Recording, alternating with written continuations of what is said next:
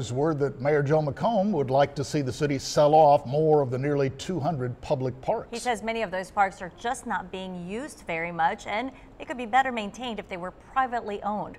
Brian Burns joins us tonight from one of the parks that was recently sold. Back in 2014, voters approved the sale of 17 underutilized city parks.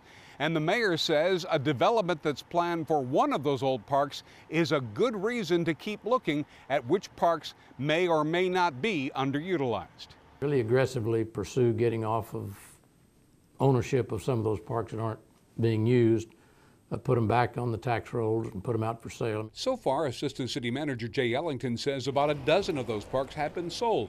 But McComb says they have a great example of how the underused parks can become more of an asset to the city. Last week at our council meeting, we approved a site plan for, I believe it was a Cushnet Park that was sold not too long ago. And as I understand it, based on the number of units that are going to be going into that park and the value on those houses, it's a single-family residential area. That's going to put, when it's built out, going to put somewhere between $12 and $15 million back on the tax roll. This is the 7-acre lot where those homes will be built, and residents in the area say they have no objections to new homes in their neighborhood. The mayor hopes to make the sale of parklands a partial focus of a workshop for city leaders.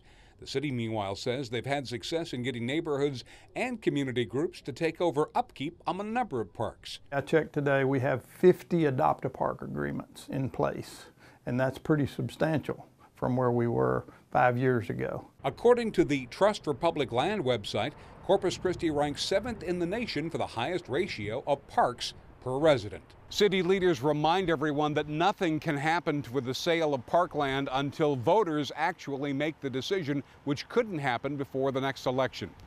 From what was Acushnet Park, Brian Burns, 3 News.